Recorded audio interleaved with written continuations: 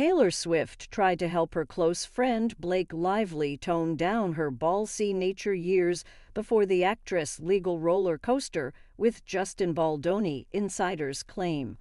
The Gossip Girl alum, 37, is currently locked in a bitter battle with her It Ends With Us co-star 41, whom she accused of sexual harassment and launching a smear campaign against her in a bombshell lawsuit last year. Baldoni is now countersuing both Lively and her husband Ryan Reynolds, 48, for $400 million and shocked the world when he dragged Swift into the explosive legal feud. The messy spat between Lively and Baldoni has seen her past behavior come under scrutiny as the public casts judgment with each new update. Insiders claim Swift had tried to advise her pal about going full throttle in the years before the saga.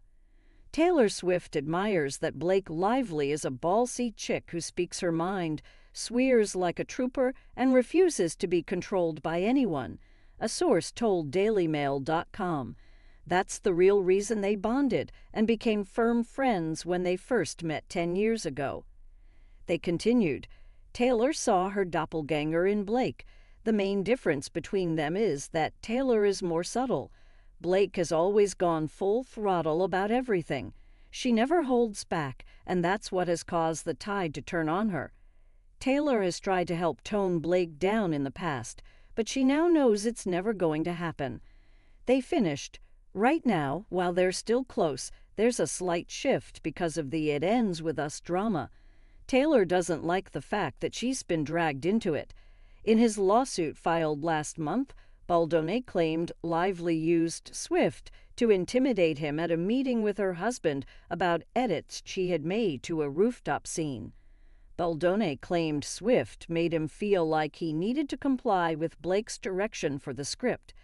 Lively later appeared to threaten Baldoni by comparing herself to Game of Thrones character Khaleesi in a series of text messages in which she referred to Reynolds and her best friend as her dragons.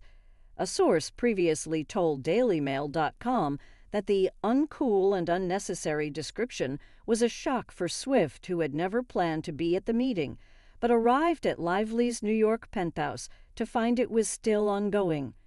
For the time being, she is taking a step back from Blake because she doesn't want to get tangled in this more than she already has, which is far more than she ever needed to be, an insider told DailyMail.com. Khaleesi, also known as Daenerys Targaryen and Mother of Dragons, is one of the main characters in Game of Thrones, which aired between 2011 to 2019. She was portrayed as a villain after descending into madness and turning to vengeance due to trauma and loss. A second source revealed at the time, Taylor has politely backed away from it all.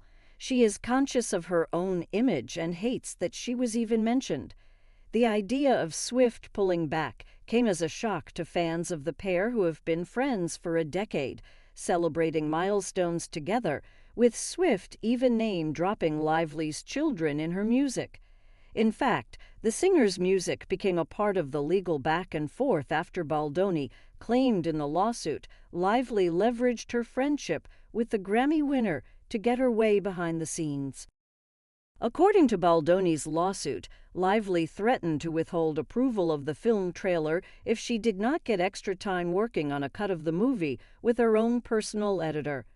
He claimed in the suit that the actress threatened to change her mind about reaching out to Swift to secure the use of her hit 2020 track, My Tears Ricochet.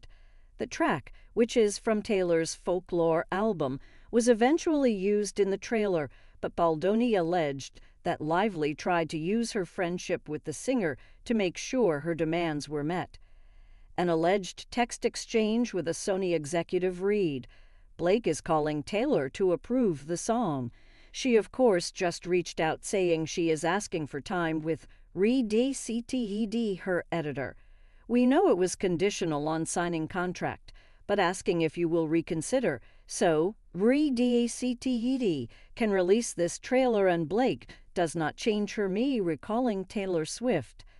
Baldoni noted that they agreed to her demands in order to move forward as planned.